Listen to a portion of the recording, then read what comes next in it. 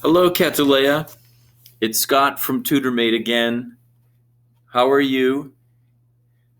I hope you're doing good, and I hope that your family is doing good and that you guys are doing okay during the Corona time, and that everyone is healthy and well. I am glad that we're able to communicate still and work on our stories and vocabulary and learning, even during this difficult time. So I'm thankful that TutorMate can still provide these stories, and they're fun, and I hope you think so too. So today we are going to read a story called Will You Play With Me? And this story, like the others, is also written by Anne Harth. So let's get started with this one. You can see the cover of the book. All books have a cover. They have a front cover and a back cover. On the front cover, you will find the title of the book, the name of the author, the person who wrote the book, sometimes a collaborator, someone who collaborated with the author, maybe helped with the research or learning the information that was used in the book. Maybe the illustrator, the person who drew the pictures. It was called illustration. That name might be on the front cover as well.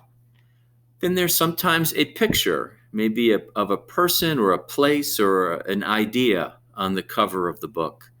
So the front cover of this book has two girls playing. Looks like they're friends, and it looks like they're probably about the same age. And let's see, they have shorts and skirts and t-shirts, so I'm going to guess it's probably summertime in this story.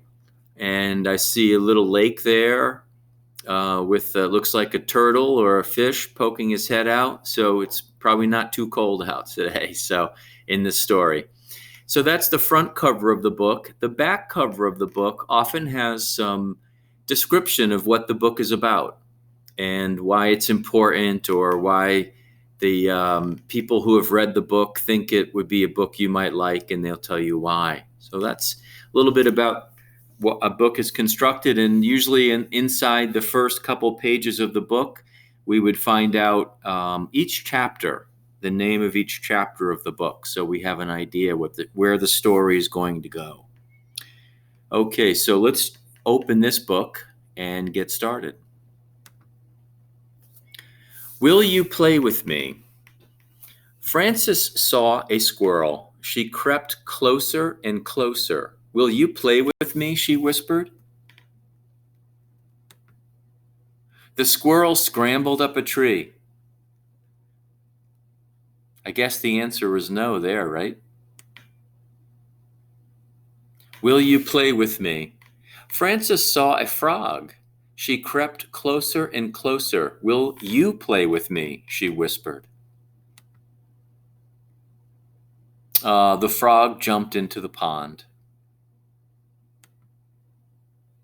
Francie saw a bird. She crept closer and closer. Will you play with me? She whispered.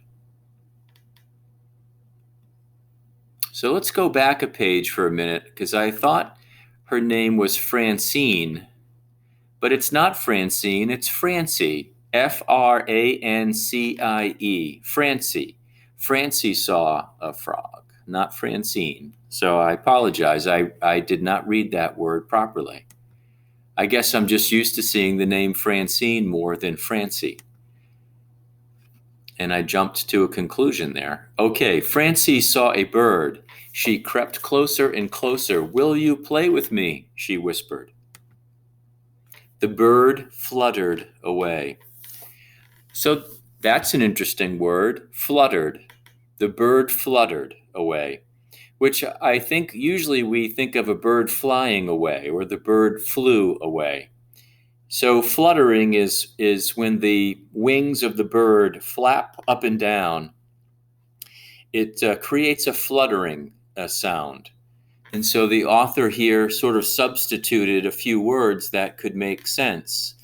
The sound of the bird as it flies, or the look of the bird as it flies, or just that it flew. So we might usually say the bird flew away, but here the author likes to use a more fancy word or a nicer sounding word to describe the sound and the experience. The bird fluttered away. Francie sat very still. The squirrel was gone, the frog was gone, and the bird was gone. Francie heard a noise. Someone was creeping closer and closer. Ah. She turned around. It was a boy. I thought that was a girl before, but it's a boy. Boy wearing blue shorts and yellow tennis sneakers and a red t-shirt. And he has a lot of bushy hair, doesn't he? He has a big bushy hair. She turned around. It was a boy. Will you play with me? He whispered. Yes, Francie said. So who did Francie first ask to play with her? I think it was the squirrel. I'm not 100% sure myself. Maybe we should go back real quickly to see who she first sought to play with. Yes, it was the squirrel. Yep. So it was the squirrel. Who asked Francie to play? That was the boy, right? I don't know if he has a name in the story. I don't think so. I don't think the boy has a name, no. So just the boy. What did the frog do in the story? Well, he jumped into the pond, which probably is no surprise. Have you ever walked around a pond in a park and seen frogs and how they like to sit on lily pads and they sit next to the bank of the river, of the stream or the lake? They'll sort of sit on the edge, which is called the bank. The side where the land meets the water is called the bank of the river or the bank of the lake. And frogs like to hang out along the banks, and they sun themselves, I think.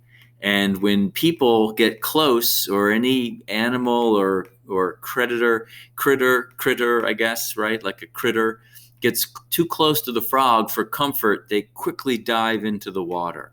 And that's what this frog did. He jumped right into the water when Francie got too close. And so the last question is Francie is a what? Francie is a girl, and she is a playful girl. She wants to have a playmate, someone to play with. So that's a nice thing to have a friend. And I think I've always thought one of the most important things in life is to have a really good friend, someone you can really trust and talk to. So that's important. So she found a nice friend in the story, which is good. All right. Well, that's the end of this one today. And again, I hope that things are going okay for you. And I hope that you enjoy the story. And I'll continue recording more of these stories. I hope that you're getting them. And look forward to when we can connect again through TutorMate in the classroom when you're back in school and we can hear each other talk.